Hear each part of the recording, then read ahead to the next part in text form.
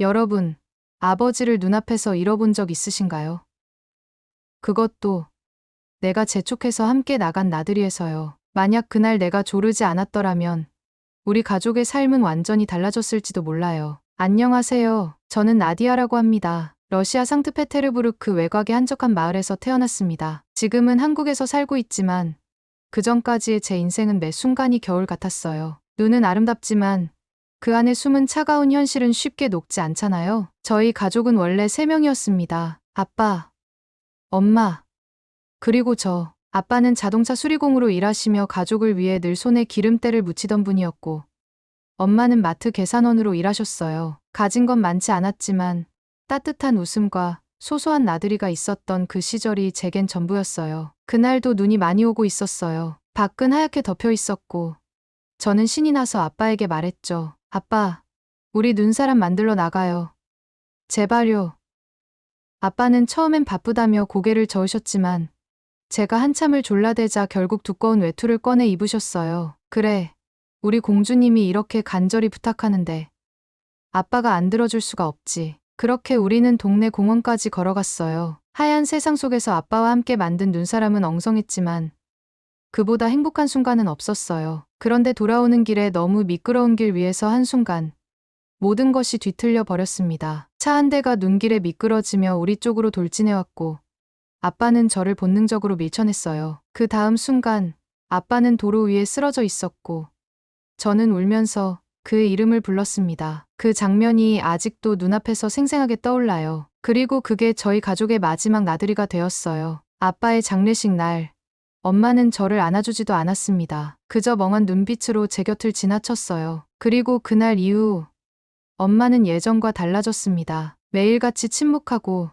제 얼굴을 제대로 쳐다보지 않았어요. 시간이 지나면서 마치 제가 아빠를 데려간 장본인이라도 되는 듯한 분위기였어요. 말은 하지 않아도 눈빛으로 느낄 수 있었거든요. 학교에서는 친구들과 어울리지도 못했어요. 괜히 말이라도 걸면 내가 아빠 죽였지 라는 말이 들릴 것 같았거든요. 그렇게 저의 어린 시절은 누구에게도 말하지 못한 죄책감과 침묵 속에서 흘러갔습니다. 그러다 어느 날 우연히 친구 집에 놀러 갔다가 한국 드라마를 보게 되었어요. 제목은 기억 안 나지만 화면 속 가족들은 항상 서로를 끌어안고 웃고 울고 다투다가도 결국엔 화해하더라고요. 그게 너무 낯설고 또 부러웠습니다. 우리 집도 저렇게 웃고 울던 때가 있었는데. 잠깐 여러분 그거 아세요? 여러분의 구독, 좋아요, 알림 설정은 저에게 가장 큰 힘이 됩니다. 클릭 한 번으로 제게 큰 힘을 주시길 바라요. 그날 이후 저는 한국 드라마에 빠져들었습니다. 처음엔 친구 집에서 우연히 보게 된 드라마로 시작했다가 계속 찾아보게 되었어요.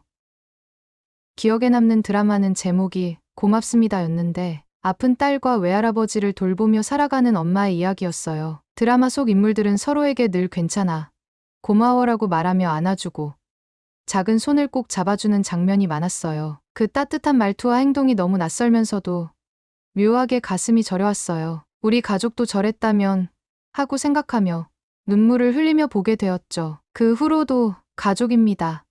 응답하라 1988, 마더, 슬기로운 의사생활 같은 드라마들을 찾아보기 시작했어요. 응답하라 1988 속 덕선이네. 가족이 좁은 집에서 부대끼며도 서로를 위하는 모습.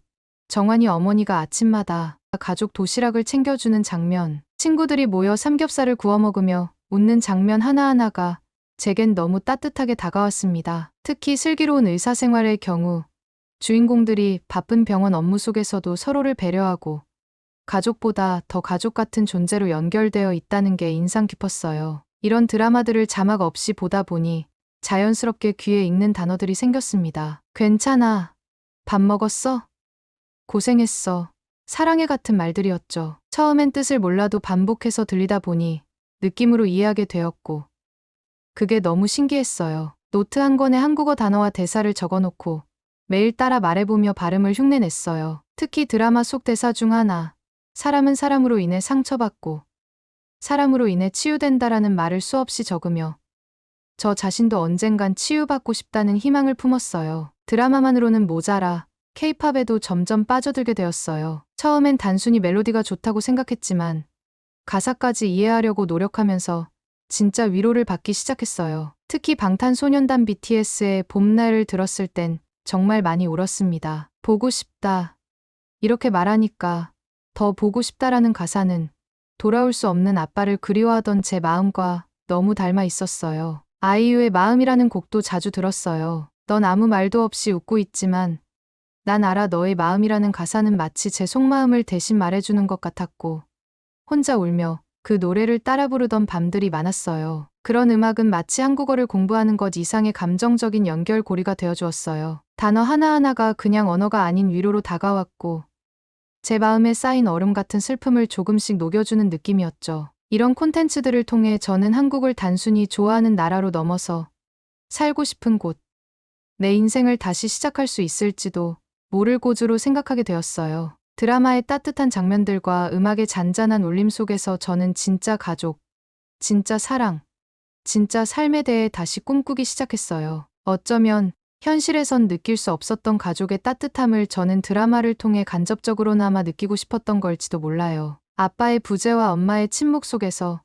저 혼자만의 세상에 갇혀있던 그 시절 한국은 제게 탈출구였어요. 시간이 흘러 대학교에 들어갔고 언어학을 전공하면서 본격적으로 한국어를 공부했어요. 수업이 끝나면 도서관에 남아 한국 문학을 번역해보고 주말에는 한국어 공부 유튜브를 찾아보면서 언젠간 꼭 한국에 가겠다는 다짐을 하곤 했죠. 그 중에서도 기억나는 일은 대학 축제 때 열린 세계 문화 페스티벌에서 한국 부스를 맡게 된 일이었어요. 전통 한복을 입고 한국 음식도 소개하고 K-팝 댄스도 공연했어요. 그날 저는 처음으로 나 이 길이 맞나봐라는 확신이 들었어요. 한국 문화와 언어를 향한 제 사랑이 단순한 취미가 아닌 진짜 미래가 될 수 있다는 거려. 그래서 저는 진지하게 한국어를 살려서 어떤 일을 할 수 있을지를 고민하기 시작했어요. 전공은 언어학이었지만 저는 특히 한국의 콘텐츠 산업 드라마, K-팝, 웹툰 등이 세계적으로 얼마나 영향력 있는지에 주목하게 되었고 자연스럽게 콘텐츠 번역이나 국제 마케팅 분야에 관심이 생겼어요. 러시아와 한국을 연결하는 다리 같은 역할을 할 수 있다면 정말 의미 있는 일이 되겠다고 생각했습니다. 졸업 후 저는 러시아어를 구사할 수 있는 외국인 인턴을 찾는 서울의 콘텐츠 마케팅 회사에 지원서를 넣었고 인터뷰 후 최종 합격 통보를 받았어요. 드라마 자막 번역, 유튜브 콘텐츠 현지화, 러시아 SNS 채널 운영 같은 업무를 맡게 될 예정이었고 회사는 강남에 위치한 중소 콘텐츠 기업이었어요. 그래서 졸업식 날 저는 엄마에게 말했어요. 엄마, 저 한국으로 취업하러 가요. 그 말을 들은 엄마는 처음으로 제 감정을 드러내며 소리쳤습니다. 너 어떻게 그 나라로 가겠다고 말할 수 있어? 내가 아빠를... 그날 엄마와 저는 오래도록 말다툼을 했습니다. 서로 오랫동안 감춰왔던 감정들이 폭발했죠. 하지만 저는 더 이상 현실의 벽에 갇히고 싶지 않았어요. 한국이라는 새로운 세상에서 제 인생을 다시 시작하고 싶었어요. 그게 제가 한국에 오게 된 제 인생의 두 번째 챕터의 시작이었습니다. 엄마와의 말다툼 이후 저는 몇 주 동안 말없이 짐을 쌌습니다. 싸늘한 침묵이 우리 집안을 감쌌고 엄마는 마치 제가 이미 떠난 사람인 것처럼 행동했어요. 출국 당일 공항까지 따라오는 일도 마지막 포옹도 없었습니다. 다만 현관문이 닫히기 직전 엄마는 등을 돌린 채 한마디만 했어요. 내 인생 후회하지 마. 비행기에서 내리자마자 가장 먼저 느껴졌던 건 공기였습니다. 상트페테르부르크의 묵직하고 습한 공기와는 전혀 다른 뭔가 깨끗하고 가벼운 느낌이었어요. 인천공항은 상상보다 훨씬 크고 체계적이었고 외국인 입국 절차도 정말 빠르게 끝났습니다. 처음부터 뭔가 다른 나라에 온 게 느껴졌어요. 드라마 속 그 나라에 진짜로 왔구나 하고 실감이 났죠. 서울의 첫 인상은 너무 바쁘다였습니다. 모든 사람들이 빠르게 걷고 지하철 안은 조용하면서도 긴장감이 감돌았어요. 출근 첫날 회사 빌딩 앞에 섰을 때 두 손에 땀이 차올랐습니다. 강남 한복판, 번쩍이는 유리 빌딩에 입주한 콘텐츠 마케팅 회사. 제가 그 안에서 일하게 되다니 꿈만 같았어요. 처음엔 정말 모든 게 낯설었어요. 회의 시간에 쓰는 단어 하나하나가 어려웠고 웃을 타이밍을 놓칠까봐 표정을 잔뜩 신경 써야 했죠. 특히 점심시간이 큰 도전이었어요. 사내 식당 메뉴판은 한글로만 쓰여 있었고 국이나 반찬 이름은 처음 듣는 것들이 많았어요. 김치도 종류가 다양했고 한 번은 청국장을 모르고 시켰다가 그 냄새에 당황해서 젓가락을 제대로 들지 못했던 적도 있었어요. 한국 직원들은 그걸 보며 웃었지만 누군가 곧바로 물을 건네주며 말했어요. 처음에는 익숙하지 않아도 괜찮아요. 다들 그렇게 배워가요. 그 말에 마음이 조금 놓였어요. 혼자라는 생각에 위축됐던 마음이 조금은 풀렸던 순간이었죠. 업무는 바빴지만 그 안에서 저는 매일 배워갔습니다. PPT 자료 하나 만들 때에도 색 조합, 레이아웃, 말투까지 엄청나게 신경 쓰는 동료들을 보며 이게 K-디테일인가 하고 감탄했어요. 그 안에서 저는 살아남기 위해 2배로 노력했어요. 하루는 회의에서 제안한 슬로건이 한국어 문법상 어색하다는 지적을 받고 밤새 다시 고쳐냈습니다. 다음 날 팀장님이 이런 태도라면 어디서든 환영받을 거예요라고 말해줬을 때 눈물이 핑 돌 정도로 기뻤어요. 그 와중에 자꾸 눈에 띄던 동료가 있었어요. 지훈 씨, 조용하고 차분한 사람이었지만 제가 실수할 때마다 살짝 다가와서 괜찮아요. 나도 예전에 이런 실수 많이 했어요라고 말해주는 사람이었어요. 처음에는 그냥 친절한 선배라고 생각했는데 그가 내 생일에 조용히 책 한 권을 책상 위에 올려놓고 간 날 마음이 흔들렸어요. 책 제목은 한국어의 온도. 책갈피에는 손글씨로 낯선 나라에서 고생 많아요. 그래도 당신은 잘 해내고 있어요. 라는 문장이 적혀 있었어요. 그날 저는 퇴근하고도 한참 동안 그 문장을 들여다보았어요. 이 사람, 내 마음을 알아주는 걸까? 그 후로 우리는 조금씩 가까워졌습니다. 처음엔 회사 근처 카페에서 퇴근길에 마주치면 자연스럽게 앉아 커피를 마시는 정도였어요. 가끔은 하루 종일 이어진 회의가 끝난 후 오늘도 수고했어요.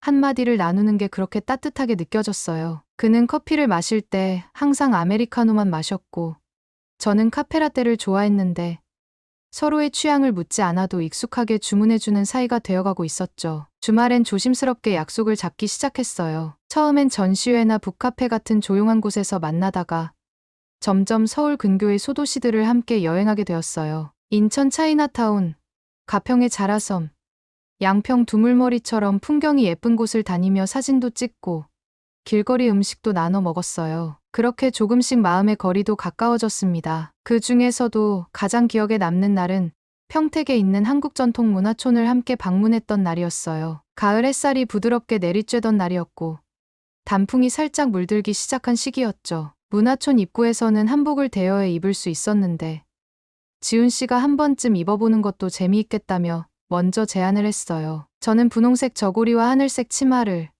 그는 남색 도포에 흰 고무신을 신었는데 마치 드라마 속 장면 같았어요. 한복을 입고 전통 마루에 앉아 다도를 체험하는 프로그램이 있었어요. 그는 처음 보는 찻잔을 신기한 듯 들여다보며 이렇게 작은 그릇으로도 따뜻함을 주는구나라고 말했어요. 저는 그 말이 괜히 좋았고 그 순간 그가 더 멋있게 보였어요. 다도 체험이 끝난 후 문화촌 안쪽으로 조금 더 들어가자 전통 인사 체험 코너가 있었어요. 직원분이 알려주는 대로 지훈 씨가 허리를 굽혀 깊이 인사했는데 그 자세가 어찌나 진지하고 단정하던지 저도 모르게 웃음이 나왔어요. 러시아에도 이런 전통 복장이 있어요?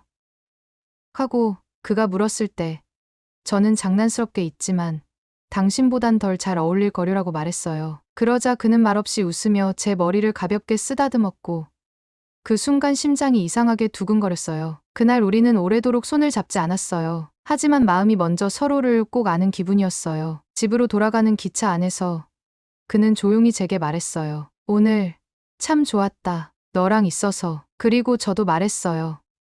나도 다시는 혼자라고 느끼고 싶지 않았는데 오늘은 안 그랬어. 그날 이후로 우리는 단순히 외국인 동료가 아닌 서로에게 조금 더 특별한 존재가 되었습니다. 그렇게 연인이 되었고 처음으로 엄마에게 그 이야기를 했을 때 엄마는 반응하지 않았습니다. 다만 제가 한국에서 어느 정도 자리를 잡아가고 있다는 사실에는 그나마 안도한 눈빛을 보였어요. 하지만 그 평온도 오래가지 않았어요. 몇 달 후 몸이 자꾸 피곤하고 어지러워 병원에 갔더니 임신이라는 결과를 받았습니다. 검사지를 들고 병원 앞에서 혼자 서 있는데 기쁘기도 하고 두렵기도 했어요. 회사 일은 계속하기 힘들겠다는 현실도 떠오르고 무엇보다 엄마에게 이 사실을 어떻게 말해야 할지 막막했어요. 그날 저녁 지훈 씨에게 말했을 때 그는 오히려 활짝 웃으며 우리 그럼 결혼하자. 나는 준비됐어. 라고 말했어요. 저는 오히려 당황했어요. 정말 괜찮겠어.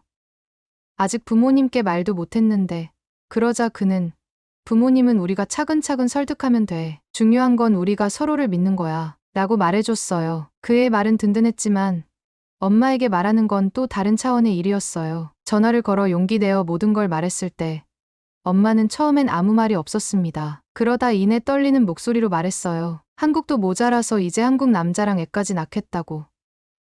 넌 정말 날 미치게 하는구나. 엄마는 전화를 끊었고 저는 침대에 엎드려 한참을 울었어요. 하지만 그런 제 모습을 본 지훈 씨는 다짐하듯 말했어요. 그럼 내가 직접 가서 얘기할게. 당신 엄마, 내가 설득할게. 그는 그렇게 바로 러시아행 비행기를 예약했습니다. 통역사도 없이 짐 속에 준비한 건 러시아어로 손글씨로 쓴 편지, 엄마를 위한 장갑과 스카프, 그리고 아기의 초음파 사진이었어요. 그는 말했어요. 이건 가족을 위해서니까. 난 당신이 내 가족이 되어주는 것처럼 당신 엄마도 내 가족으로 맞이하고 싶어. 저는 그 순간 이 사람이 정말 내 인생을 함께할 사람이라는 걸 확신하게 되었습니다. 비행기에서 내리는 지훈 씨를 본 엄마는 처음엔 아무 말도 하지 않았습니다. 얼어붙은 러시아의 2월, 눈이 소복이 쌓인 상트페테르부르크 공항 앞에서 그들은 서로를 조심스럽게 바라보며 서 있었어요. 저는 화상통화로 그 모습을 지켜보았는데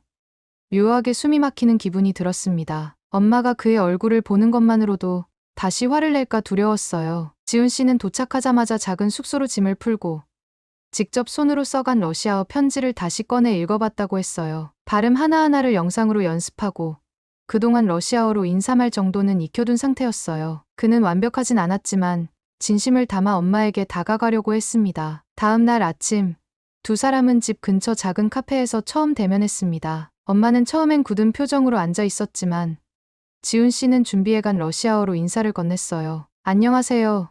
나디아의 남자친구 지훈입니다. 만나서 반갑습니다. 발음이 어색했지만 그 정성스러운 모습에 엄마는 순간 눈을 깜빡였어요. 그는 이어서 준비한 편지를 조심스럽게 꺼내 읽었습니다. 나디아는 제게 너무 소중한 사람입니다. 저는 그녀를 아끼고 앞으로 함께 책임지고 살아가고 싶습니다. 엄마는 그 편지를 듣는 내내 말이 없었고 가끔 눈썹만 살짝 움직였어요. 만남은 30분도 채 되지 않았고 엄마는 일어났습니다. 저는 속으로 역시 안 되겠구나 싶었지만 그날 저녁 엄마가 그를 다시 집으로 불렀습니다. 단 한 가지 이유 때문이었어요. 지훈 씨가 손에 들고 있던 가방 안에서 꺼낸 작은 종이봉투.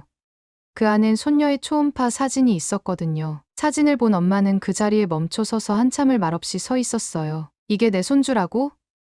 그리고 그 순간 그녀의 얼굴에서 처음으로 울컥한 감정이 드러났습니다. 그 후 며칠 동안 지훈 씨는 엄마와 함께 시장을 가고 요리를 배우며 시간을 보냈습니다. 저는 영상통화로 지켜봤지만 그가 한국식 김치볶음밥을 만들고 러시아식 보르시를 배우며 실수할 때마다 엄마가 웃음을 참지 못하는 모습이 참 낯설고 따뜻했어요. 어느 날은 두 사람이 함께 눈치우기를 하며 서로에게 장난을 치기도 했다고 했어요. 그렇게 천천히 엄마의 마음이 풀리기 시작했던 거예요. 그리고 일주일이 지나던 날, 엄마는 조용히 제게 전화를 걸어 말했습니다. 내 남자, 나쁘지 않네. 저는 그 짧은 한마디에 울컥해서 말을 잇지 못했어요. 그렇게 해서 우리는 한국에서 결혼식을 올리게 되었어요. 엄마도 함께 한국에 와주셨고, 예식날에는 한복을 곱게 차려입고 저를 바라보며 조용히 눈물을 흘리셨어요. 지훈 씨는 홀레복을 입고 진지한 얼굴로 엄마 앞에 절을 했고, 엄마는 떨리는 손으로 그를 일으켜 세우며 말했어요. 우리 딸,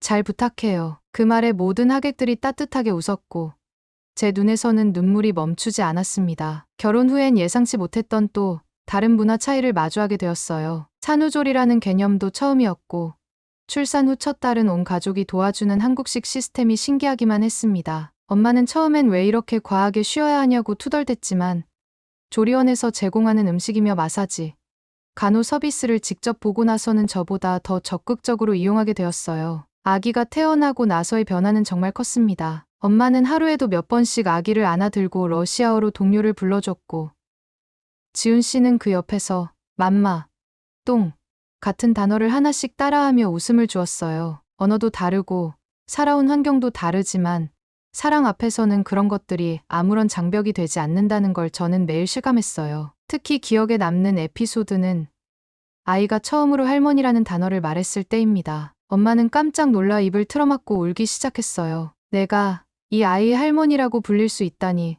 그 말이 참 진심이었어요. 모든 오해와 분노, 상처가 그 한마디에 다 녹아버린 듯 했습니다. 지금 우리는 서울 외곽의 조용한 아파트에서 셋이서 아니, 넷이서 살고 있어요. 저는 프리랜서로 집에서 번역과 콘텐츠 작업을 하고 있고, 지훈 씨는 여전히 회사에 다니며 가끔은 아기띠를 두르고 퇴근하는 귀여운 아빠가 되었어요. 엄마는 가끔 내가 이 나이에 한국에 와서 손주를 보며 살 줄은 몰랐지라며 웃어요. 하지만 저는 알아요. 이 모든 건 그냥 운명이나 우연이 아니라 우리가 서로를 향해 천천히, 꾸준히 다가갔기 때문에 가능한 일이었다는 거요. 한국은 제게 단순한 타국이 아니라 마음의 상처를 회복하고 가족의 의미를 다시 배우게 해준 곳입니다. 그리고 지훈 씨는 그 과정 속에서 제 삶을 다시 살아갈 수 있게 만들어준 사람이에요. 그런 일상 속에서도 엄마가 정말 많이 도와주셨어요. 특히 제가 마감 때문에 밤늦게까지 작업할 때 새벽에도 일어나 아기를 돌봐주신 적이 많았어요. 지훈 씨와 저는 매번 감사하다는 말을 하면서도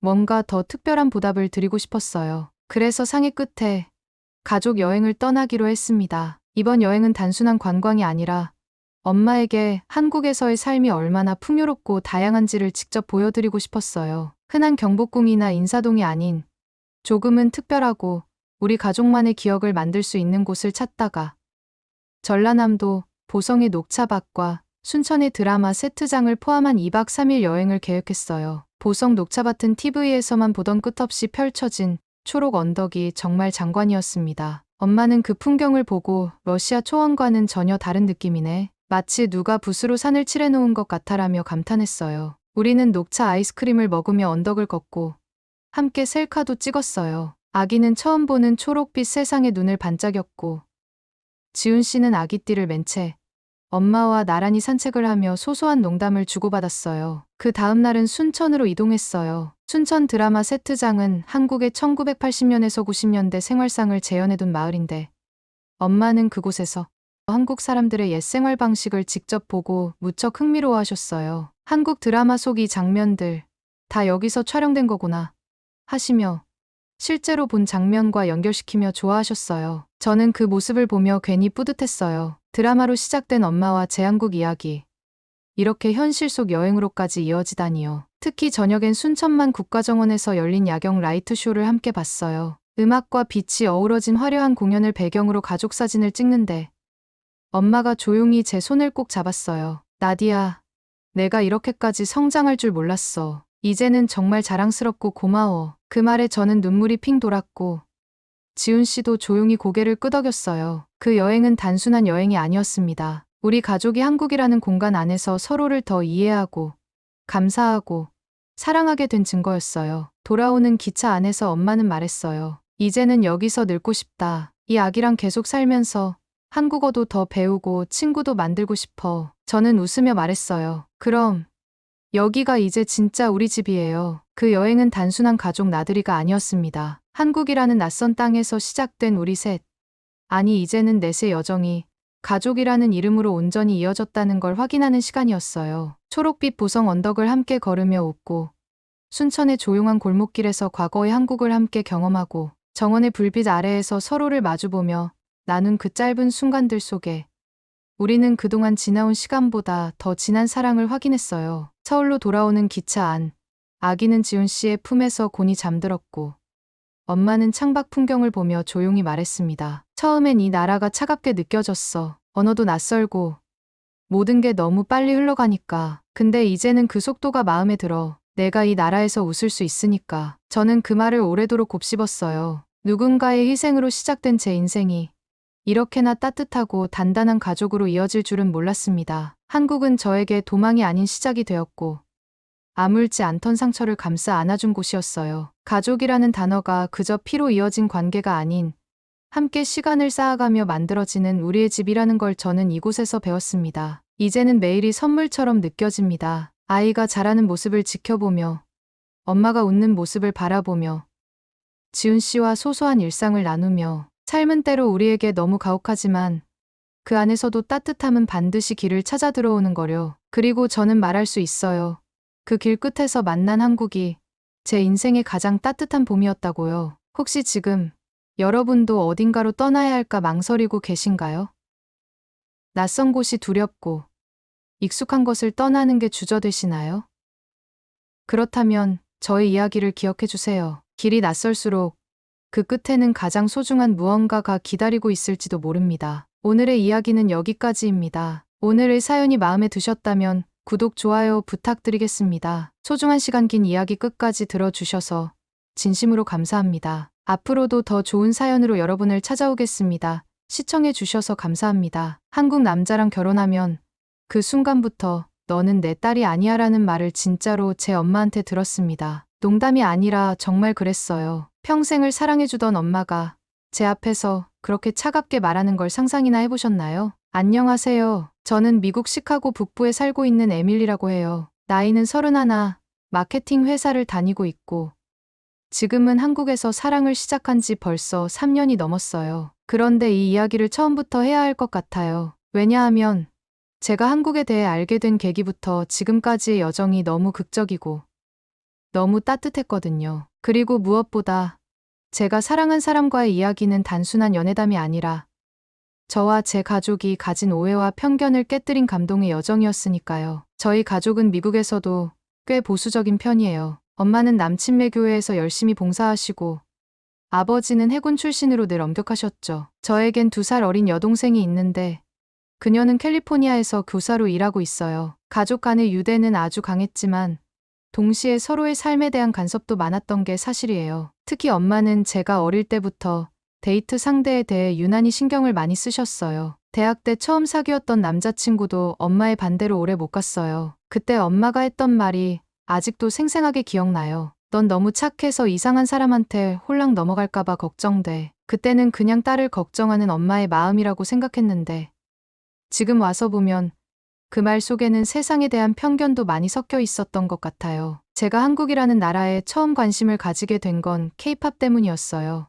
회사 동료가 추천해준 영상을 보다 보니 방탄소년단이라는 그룹에 푹 빠지게 되었죠. 노래도 좋았지만 그 안에서 비치는 한국 사람들의 문화, 말투, 배려심 같은 것들이 너무 인상 깊었어요. 그러다가 자연스럽게 한국 드라마도 보기 시작했어요. 사랑의 불시착, 동백꽃 필 무렵, 슬기로운 의사생활 그 감성에 푹 빠졌죠. 그런데 문제는 바로 그 드라마 때문이기도 했어요. 제가 한국 문화를 좋아하게 되니까 엄마도 같이 보게 됐는데 보는 드라마마다 막장극이었던 거예요. 펜트하우스, 부부의 세계, 결혼작사 이혼작곡 같은 드라마를 본 엄마는 점점 한국에 대한 환상을 깨는 게 아니라 왜곡된 이미지를 갖게 되었어요. 한국은 남자가 여자한테 너무 함부로 해. 저 나라에서는 결혼하면 시어머니 밑에서 살아야 하잖아. 이런 말을 자주 하셨어요. 그리고 결정적으로 제가 한국에서 만난 남자친구에 대해 이야기했을 때 엄마는 무너졌습니다. 에밀리, 한국 남자라고? 너 제정신이니? 너 그렇게 살다가는 결국 종처럼 살게 돼. 그리고 며칠 뒤 엄마는 제 앞에서 이렇게 말했어요. 한국에 시집 가면 그 순간부터 너는 내 딸이 아니야. 그 말은 저를 산산조각 냈어요. 잠깐 여러분 그거 아세요? 여러분의 구독, 좋아요, 알림 설정은 저에게 가장 큰 힘이 됩니다. 클릭 한 번으로 제게 큰 힘을 주시길 바라요. 하지만 제가 만난 그 사람은 지금까지 제 인생에서 가장 따뜻하고 배려심 깊은 사람이었어요. 처음 만난 건 출장 중에 우연히 참석한 한식 푸드 페스티벌에서였어요. 저는 마케팅 자료 수집 차원에서 여러 나라의 식문화를 체험하고 있었고 그날은 한복을 입은 남자 스태프가 저에게 불고기 설명을 해줬죠. 그 사람의 말투와 미소, 그리고 어눌한 영어 속에서도 느껴지는 진심은 잊을 수 없었어요. 그날 이후 우리는 연락을 주고받기 시작했고 그렇게 사랑이 시작됐습니다. 그 사람은 항상 저를 먼저 배려해줬어요. 문을 열어주고 음식을 함께 나누고 제가 피곤하면 집까지 데려다주고 말 한마디도 조심스럽게 해주는 모습이 너무 따뜻했어요. 처음에는 혹시 일부러 그러는 걸까 하고 의심도 했지만 시간이 지날수록 그건 그의 성격이라는 걸 알게 됐죠. 에밀리, 넌 지금까지 나 혼자 챙겨왔지. 이젠 내가 널 챙길 차례야. 이 말을 듣고 제 마음은 확실해졌어요. 하지만 그 사랑을 엄마는 도무지 이해할 수 없었던 거예요. 엄마는 한국 남자라고 하면 드라마 속 마초, 불륜남, 시어머니에게 굽신거리는 남편밖에 생각이 안 나는 사람이 되어 있었어요. 그런 엄마를 설득하기 위해 저는 결국 한국에 엄마를 초대하기로 결심했어요. 엄마를 한국에 초대하기로 결심한 순간부터 저는 정말 하루하루가 긴장 속의 연속이었습니다. 엄마는 비행기 타는 것조차 귀찮아하는 분이었고 그 먼 나라까지 간다는 걸 상상도 못하셨던 분이었거든요. 게다가 한국이라는 나라 자체에 대한 편견이 너무 강했기 때문에 그 벽을 허문다는 게 얼마나 힘든 일인지 잘 알고 있었습니다. 그래서 저는 아주 치밀하게 계획을 세웠어요. 먼저 엄마가 좋아할 만한 것들로 한국이라는 나라를 포장해 보여주는 것부터 시작했죠. 예를 들어 엄마는 정원을 좋아하셨기 때문에 경복궁과 창덕궁의 후원 사진을 보여주며 한국의 전통미를 강조했고,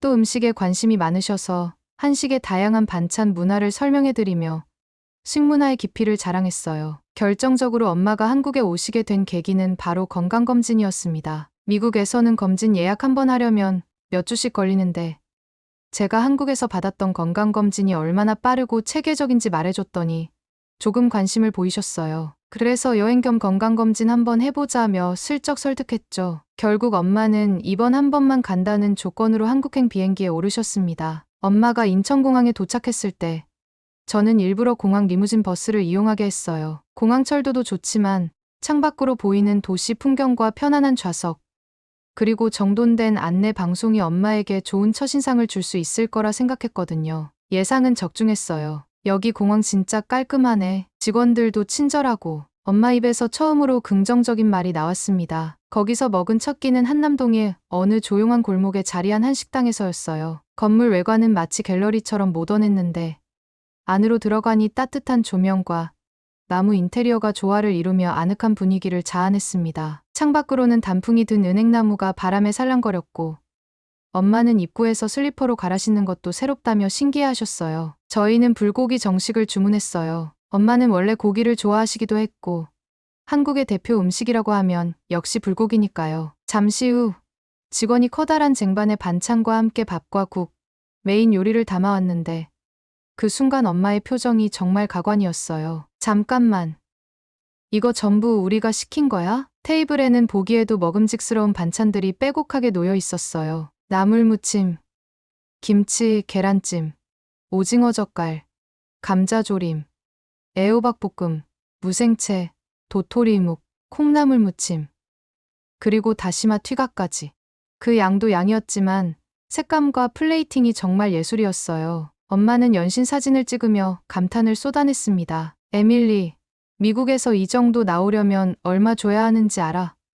게다가 이건 에피타이저도 아니고 그냥 기본이야? 엄마는 도저히 믿을 수 없다는 듯 반찬 하나하나를 유심히 살펴보다가 제가 말하기도 전에 물었어요. 이렇게 많이 나와도 다 공짜야? 저는 웃으며 고개를 끄덕였고 엄마는 말문이 막힌 듯 한참을 아무 말도 하지 못했어요. 그러다가 조심스럽게 도토리묵에 젓가락을 들이대더니 한 입 넣고는 눈이 동그래졌어요. 이건 뭔지 모르겠지만 식감이 너무 재밌네. 고소하고 부드럽고 진짜 맛있다. 그렇게 엄마는 한 입, 또 한 입 다양한 반찬을 맛보며 점점 말을 잃기 시작하셨어요. 특히 감자조림을 드시다가 저를 바라보며 말하셨어요. 이건 정말 어릴 때 우리 엄마가 해주던 맛이랑 비슷해. 어떻게 이런 맛이 여기서 나오지? 그 순간 저는 속으로 웃었어요. 엄마가 그렇게 멀리 있다고 생각했던 한국이 어쩌면 그녀의 과거와도 연결돼 있을지 모른다는 생각이 들었거든요. 불고기가 나오고 나서는 따끈한 고기를 상추에 싸서 쌈장을 넣고 한 입에 넣는 방법을 가르쳐 드렸어요. 엄마는 그 쌈 문화를 너무 신기해하며 말했어요.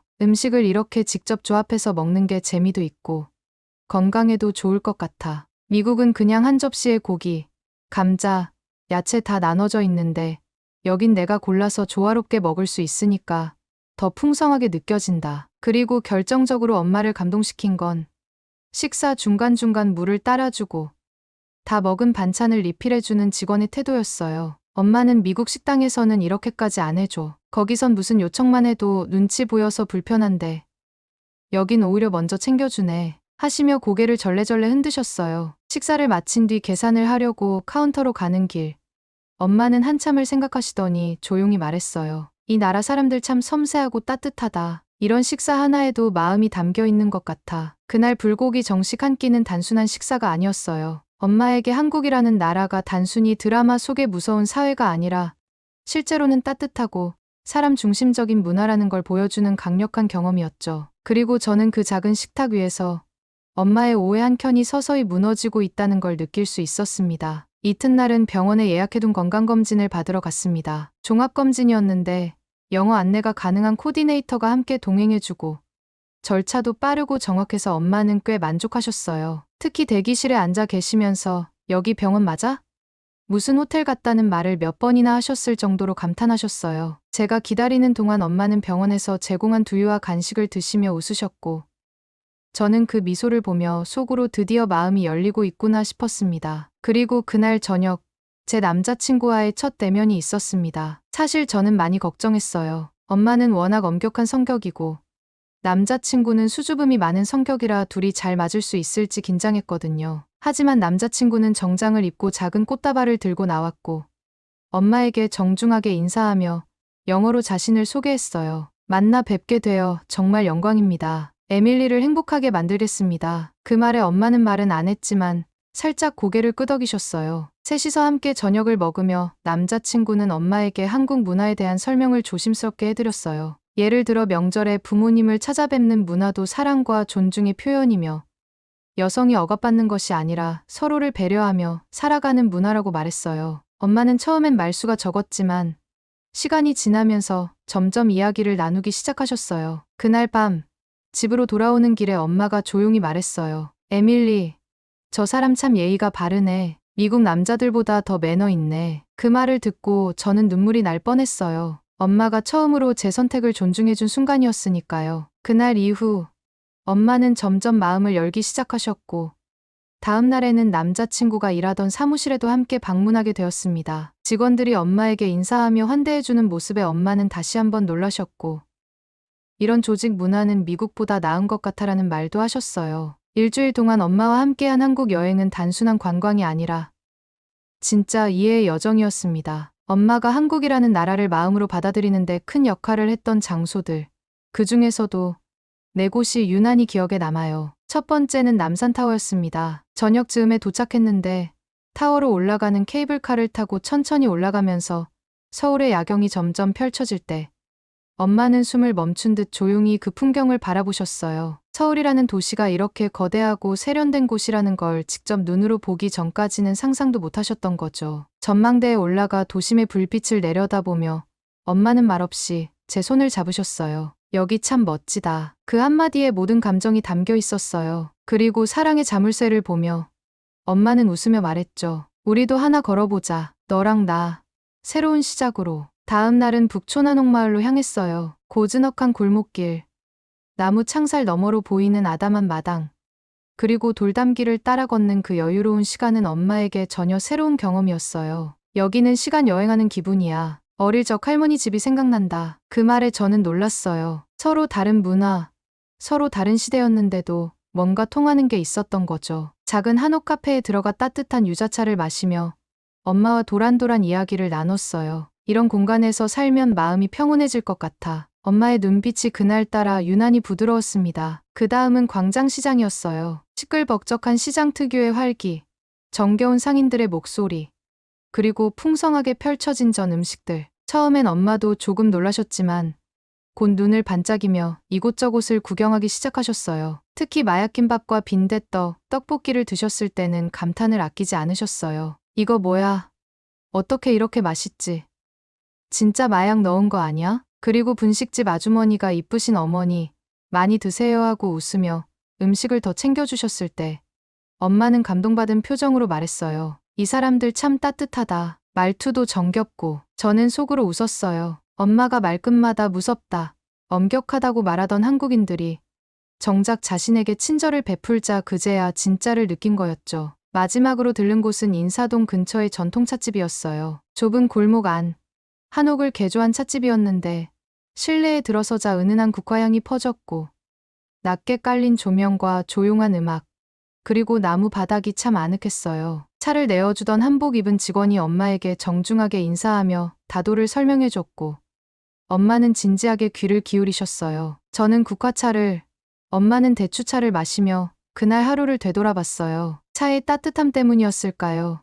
아니면 마음의 온도 때문이었을까요? 그 순간 엄마는 조용히 제게 말했어요. 에밀리, 내가 왜 이 나라를 좋아하는지 알 것 같아. 그 한마디에 저는 울컥했어요. 몇 달 전만 해도 한국은 남존여비 국가야라고 외치던 엄마가 지금 제 옆에서 한국을 느끼고 받아들이고 있었던 거니까요. 그 네 곳은 엄마의 오해를 조금씩 허무는데 결정적인 장소들이었어요. 그리고 무엇보다 엄마가 한국 사람들의 정이라는 걸 느끼게 해준 공간들이기도 했습니다. 이제 정말 엄마와 제 사이에 있던 높은 벽이 조금씩 무너지고 있었어요. 엄마는 시간이 갈수록 한국에 더 많은 관심을 보였고 마지막 날엔 이런 말씀까지 하셨어요. 에밀리, 내가 여기서 행복하다면 나도 응원해줄게. 그 말을 들었을 때 저는 그동안의 갈등과 눈물이 전부 보상받는 기분이었어요. 하지만 그게 끝은 아니었어요. 한국에 오고 나서 점점 마음을 열어가던 엄마는 확실히 예전과는 다른 사람이 되어가고 있었습니다. 처음 공항에서 입국할 때만 해도 불편한 표정으로 주변을 경계하던 엄마였는데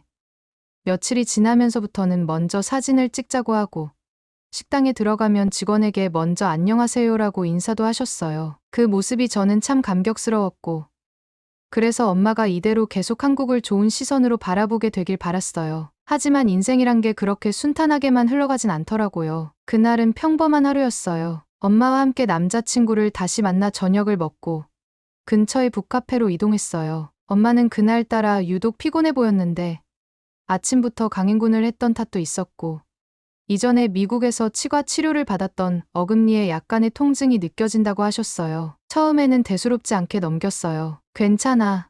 이 정도는 참을 수 있어. 엄마는 늘 참을성이 강한 분이니까요. 하지만 밤이 깊어질수록 통증이 심해지기 시작했고 결국 엄마는 고개를 숙인 채 한 손으로 볼을 감싸고 조용히 울먹이셨어요. 그 모습을 보자 저는 정말 마음이 철렁 내려앉았어요. 엄마, 병원 가자. 지금이라도. 그 말에 엄마는 손을 내저었어요. 여기서 어떻게 병원을 가, 게다가 한국어도 못하고. 엄마는 낯선 나라에서 병원에 가는 게 너무 무섭다고 하셨어요. 그 말이 저에게는 너무나 가슴 아프게 들렸습니다. 그래서 저는 남자친구에게 전화를 걸었고 그는 다급하게 자신의 지인을 통해 야간 진료가 가능한 치과를 알아봐 줬어요. 그날 밤 우리는 택시를 타고 서울 강남 쪽에 있는 치과로 향했습니다. 늦은 시간이었는데도 불구하고 예약한 대로 조용하고 깔끔한 병원에서는 환하게 웃으며 저희를 맞아주었어요. 영어 가능한 간호사가 배정되어 있었고 엄마는 안내를 받으며 진료실로 들어가셨어요. 저는 로비에서 조용히 기다리며 혹시나 엄마가 겁을 먹지는 않을까 걱정했어요. 1시간쯤 지났을까요? 진료실에서 나오는 엄마의 얼굴이 놀랍게도 밝아져 있었습니다. 에밀리, 여긴 진짜 호텔 같은 병원이야. 의사도 너무 친절하고 치료도 전혀 안 아팠어. 엄마는 마취도 잘 됐고 치아에 문제가 있었던 부분도 깔끔하게 응급처치가 되었다며 계속 감탄하셨어요. 그런데 거기서 끝이 아니었어요. 진료가 끝난 뒤 계산을 하려고 카운터로 갔더니 병원 직원이 이렇게 말했습니다. 오늘은 원장님께서 특별히 할인을 적용해 주셨어요. 환자분이 저희 원장님의 지인 가족이라고 하셔서요. 순간 저는 조금 놀랐고 곧바로 남자친구에게 전화를 걸었어요. 그랬더니 그가 웃으며 말했죠. 응. 사실 거기 원장님이 내 대학 선배야. 상황 듣고 바로 도와주겠다고 했어. 엄마는 그 말을 듣고 멍한 얼굴로 저를 바라보더니 이내 말했어요. 에밀리, 너 진짜 좋은 남자 만났구나. 이런 데까지 신경 써주는 사람 흔하지 않아. 그리고 고개를 천천히 끄덕이며 덧붙였어요. 안 그래도 미국보다 훨씬 저렴해서 놀랐는데 거기다 지인이라고 할인까지 해주고 너 정말 남자 잘 사귄 것 같아. 미국에서는 상상도 못할 일이야. 그 말 한마디가 얼마나 따뜻하게 들렸는지 몰라요. 엄마의 목소리에는 질투도 걱정도 아닌 순수한 인정과 감탄이 담겨 있었어요. 처음으로 엄마가 제 사랑을 진심으로 축복해주는 느낌이었습니다. 그날 집으로 돌아오는 길, 엄마는 차 안에서 조용히 말했어요. 내가 잘못 생각했던 것 같아. 한국은 드라마에서 본 나라가 아니야. 진짜로 살아보니까 따뜻하고 체계적인 곳이네. 그 말을 들은 순간 제 마음속에 있던 응어리가 스르르 풀리는 느낌이었어요. 그동안 엄마와 부딪히고 설득하려 애쓰고 속상해했던 수많은 순간들이 전부 보상받는 느낌이었습니다. 그리고 그날 밤 엄마는 제게 살며시 손을 내밀며 말했어요. 에밀리, 그 사람 내 남자친구 말이야. 정말 괜찮은 사람이구나. 너 행복해 보여서 좋다. 그 말이 그렇게 따뜻하게 느껴질 줄 몰랐어요. 제가 사랑하는 사람을, 제가 살아가고 싶은 나라를 드디어 엄마도 함께 인정해주고 있는 거니까요. 다음 날 엄마는 자신이 입국할 때부터 가지고 다니던 작은 수첩을 꺼내셨어요. 거기에는 한국에서 보고 들은 것, 맛본 음식들, 느낀 감정들이 빼곡히 적혀 있었어요. 그 중 하나에 이렇게 적혀 있었어요. 한국에 시집가면 내 딸 아니야.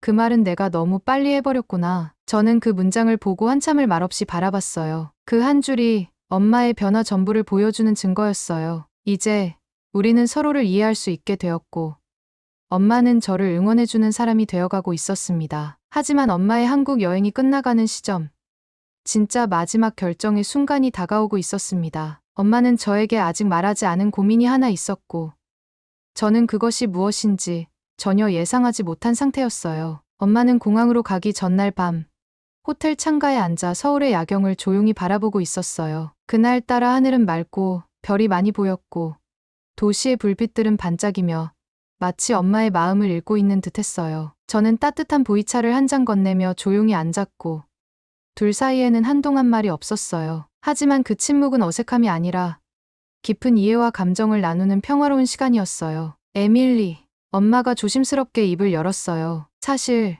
내가 이 사람과 결혼한다고 했을 때 나는 너를 떠나보내는 느낌이 너무 싫었어. 그 말은 이전에도 들어본 적 있었지만 이번에는 다르게 들렸어요. 엄마의 눈빛은 이제 두려움보다 따뜻함이 많았고, 말끝에도 미련보다는 이해가 담겨 있었어요. 근데 이곳에 와서 너희 둘이 어떻게 살아가는지 직접 보니까 알겠더라. 여기서 너는 훨씬 건강해 보여. 웃는 얼굴도 많고 말할 때 눈빛이 살아있어. 엄마는 그러면서 고개를 떨구며 이어 말했어요. 나는 그저 너 없는 내 삶이 너무 낯설게 느껴졌던 거야. 내가 한국에 시집가면 내 딸이 아닌 것처럼 느껴졌던 건 사실 내가 널 잃을까봐 두려워서 그랬던 거였어.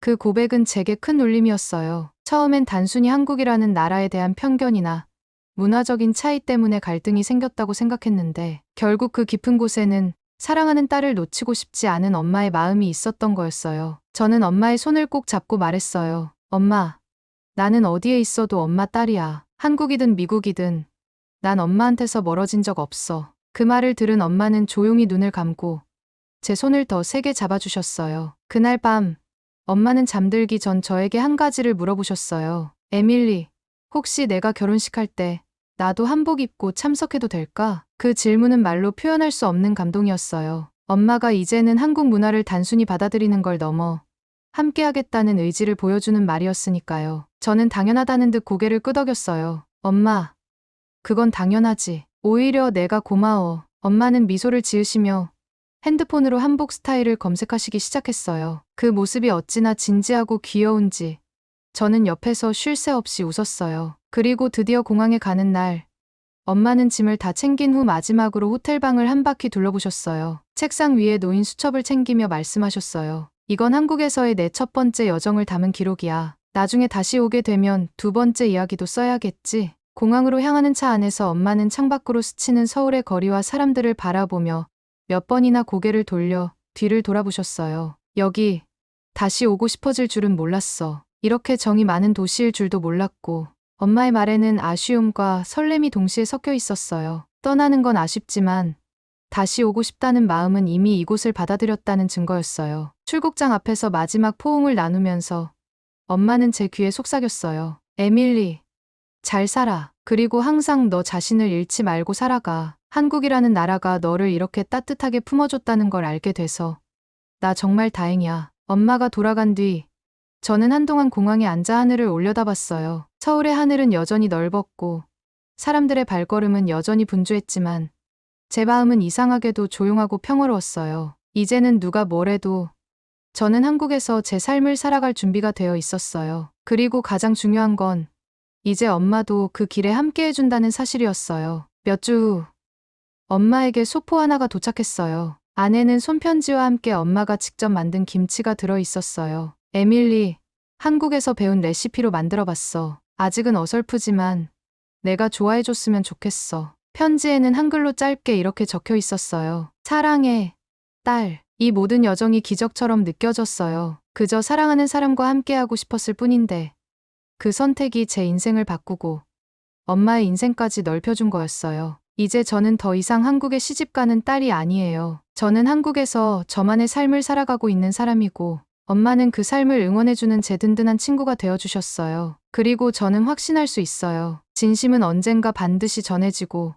사랑은 언어와 국경을 넘는다는 것을요. 이 긴 여정을 끝까지 들어주셔서 정말 감사합니다. 저처럼 누군가에게 인정받기 어려운 사랑을 하고 계신 분이 있다면 이 말을 꼭 전해드리고 싶어요. 당신의 진심은 언젠가는 반드시 닿을 거예요. 그리고 그 순간 세상은 훨씬 따뜻해질 거예요. 오늘의 이야기는 여기까지입니다. 오늘의 사연이 마음에 드셨다면 구독, 좋아요 부탁드리겠습니다. 소중한 시간 긴 이야기 끝까지 들어주셔서 진심으로 감사합니다. 앞으로도 더 좋은 사연으로 여러분을 찾아오겠습니다. 시청해 주셔서 감사합니다.